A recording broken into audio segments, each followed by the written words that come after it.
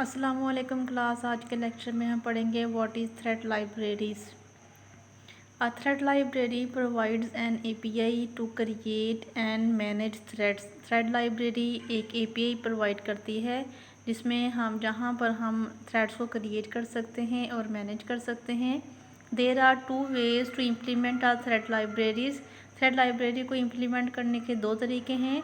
The first approach is to provide a library in user space. एक पहली approach ये है कि लाइब्रेरी को यूज़र स्पेस में प्रोवाइड किया जाए विद नो कर्नल सपोर्ट। यहाँ पर कर्नल की कोई सपोर्ट नहीं होगी।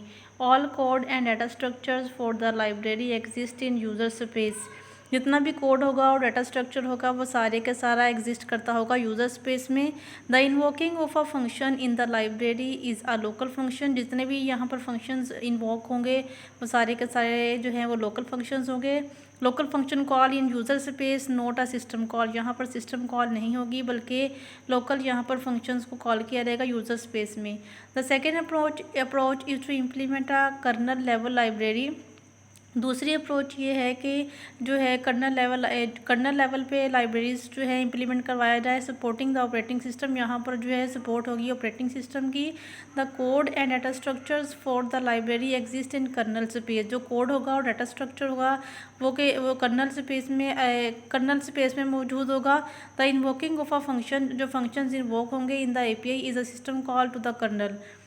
There are three main thread libraries in use today: POSIX pthreads, Win32 threads, Java thread. What is POSIX pthreads? It may be provided as a user or kernel library. POSIX pthreads जो है वो user level में भी provide किए जा सकते हैं और कर्नल लेवल लाइब्रेरीज में प्रोवाइड किए जा सकते हैं as an extension to the POSIX standard Win32 threads. It is provided as a kernel level library और विंडोज सिस्टम्स। जो Win32 थ्रेड्स हैं ये कर्नल लेवल लाइब्रेरी में प्रोवाइड किए जाते हैं और विंडोज सिस्टम्स में इस्तेमाल किए जाते हैं। व Java threads. Java generally runs on a Java virtual machine. Java जो है वो जनरली जावा वर्चुअल मशीन्स के ऊपर एग्जीक्यूट होती है। The implementation of threads is based on the operating system. जो थ्रेड्स की इम्प्लीमेंटेशन है वो बेस करती है ऑपरेटिंग सिस्टम पर एंड द हार्डवेयर, और हार्डवेयर पे डिपेंड करती है on which JVM runs. Operating system examples. Some examples of operating system examples of threads are as follows. What is Windows XP threads? Win32 API thread library supports 1-to-1 thread model. जो Win32 API thread है वो support करता है 1-to-1 model को। Win32 also provides fiber library। ये fiber library भी provide करता है that supports many-to-many model, जो कि many-to-many मॉडल को support करता है। Win32 thread components include the following: thread ID, registers, a user stack used in user mode and a kernel stack used in kernel mode. User stack है जो कि user mode पे जो है वो यूज़ होता है और कर्नल स्टैक है जो कि कर्नल मोड में यूज़ होता है। अब प्राइवेट स्टोरेज एरिया, एक प्राइवेट स्टोरेज एरिया होता है use by various run time libraries and dynamic link libraries, जो कि रन टाइम लाइब्रेरीज और डायनामिक लिंक लाइब्रेरीज इस्तेमाल करती हैं। The key data structure for Windows threads are इधर Ethernet executive thread block, Ethernet K thread, E thread और K thread है। E thread का मतलब है एग्जेक्टिव थ्रेड ब्लॉक है और K thread का मतलब है kernel thread block. And TEB thread environment block. The E thread and the K thread structures exist entirely within kernel space. जो हमारे पास ई थ्रेड है और जो के थ्रेड है ये जो ऐसा स्ट्रक्चर है जो कि इंटायरली जो है वो कर्नल स्पेस में मौजूद होता है and can only be accessed by kernel, और इसको सिर्फ कर्नल एक्सेस कर सकता है। The TEB lies within the user space. जो टैब है वो जो है टैब का मतलब है थ्रेड इन्वायरमेंट ब्लॉक, ये यूज़र स्पेस में मौजूद होता है। What is Linux threads?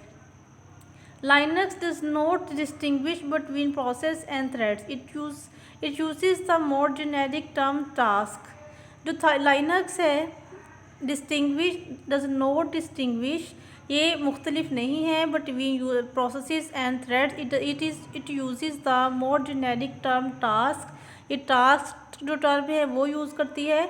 The traditional fork system call completely duplicates a process task and alternative system call clone is used for varying degrees of sharing between the parent and child task. It is controlled by different flags. The third chapter is completed. Now we are going to start the fourth chapter. The fourth chapter is CPU scheduling. In this chapter we will study about CPU scheduling, what is multiprogramming, what is scheduling objectives, what is CPU or input output burst, working of CPU scheduler, preemptive and non-preemptive scheduling, interval timer, dispatcher, scheduling criteria, scheduling algorithms।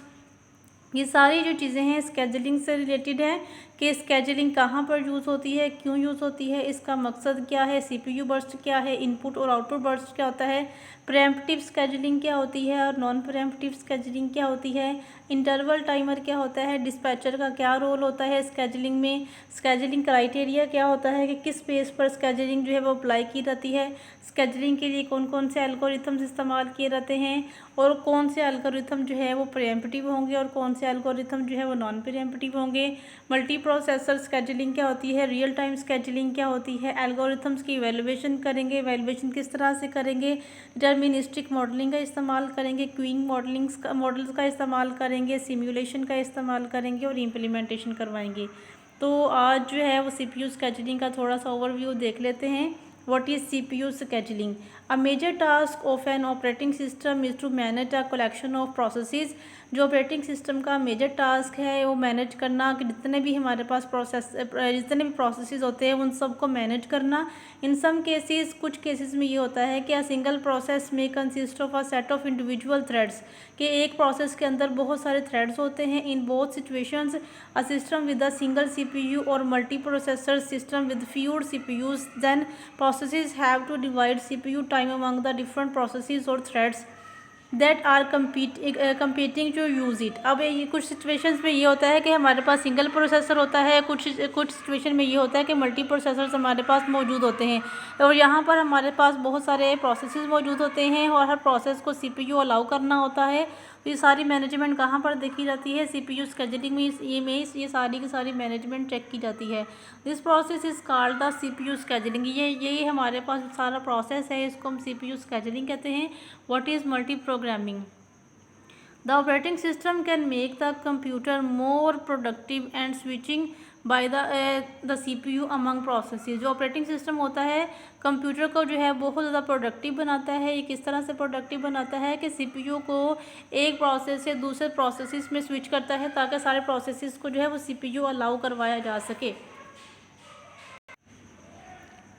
The objective of multi programming का मकसद ये होता है is to have some process running at all times, कि कुछ processes जो हैं हर टाइम CPU हमारे सिस्टम के अंदर एग्जीक्यूट होते रहें। This should maximise CPU utilisation. इसकी वजह से CPU की यूटिलाइजेशन मैक्सिमम हो जाती है। If there is only one processor, अगर हमारे कंप्यूटर में सिर्फ एक प्रोसेसर हो और CPU हो, then there will only be one process in a running state at any given time. अगर सिर्फ हमारे पास एक CPU है और बहुत सारे प्रोसेसेस हैं लेकिन सिर्फ एक प्रोसेस को अलाउ किया जाएगा कि वो CPU इस्तेमाल कर सकता है। If there is only one processor then there will only be one process in a running state at any given time. If there are more processes that need to be run, they will have to wait. अगर यहाँ पर बहुत सारे processes हैं, अगर वो भी execute होना चाहते हैं लेकिन CPU हमारे पास एक है तो सिर्फ एक वक्त में एक process CPU को दिया जाएगा और बाकी processes को कहा जाएगा कि वो wait करें। There must be some mechanism to select which process will run next when the CPU become available। यहाँ पर ये डिसाइड करना पड़ता है कि अगर सपोज उस प्रोसेस की एग्जीक्यूशन कंप्लीट हो जाती है और जब CPU अवेलेबल होगा तो CPU को कौन सा प्रोसेस अलाउ किया जाएगा। The operating system maintains a ready queue. यहाँ पर operating system ready queue maintain करता है। Processes on this queue are ready to be executed. जो भी प्रोसेसेस इस क्यू के अंदर मौजूद होते हैं वो रेडी होते हैं एग्जीक्यूशन के लिए। Whenever a currently executing process needs to wait, does input, output, etc. Operating system picks a process from the ready queue and assigns a CPU to that process. Scheduling is a fundamental operating system function. Scheduling जो है operating system का एक बुनियादी task है. CPU is an important resource. CPU हमारे computer के अंदर एक बहुत ही important resource है. It is very important to develop good scheduling algorithm.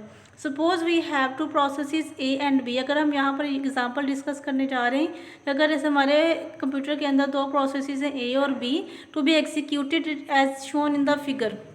Each process executes for 1 second then wait for 1 second. हर प्रोसेस को 1 सेकेंड के लिए CPU अलाउ किया जाएगा. It is repeated 60 times. If we run process A first and then process B one after the other, it will take 4 minutes to run to the two processes. A takes 2 minutes to run and then B takes 2 minutes to run. We actually compute only 2 minutes of this time. The other 2 minutes are idle time. Our CPU utilization is only 50%.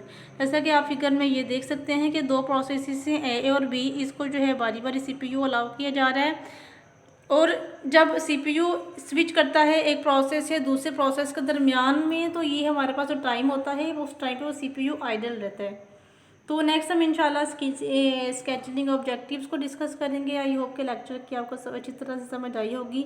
अगर किसी point के समय नहीं लगी तो आप मुझसे पूछ लीजिएगा. दुआ में याद रखिएगा. Take care. अल्लाह हाफिज़.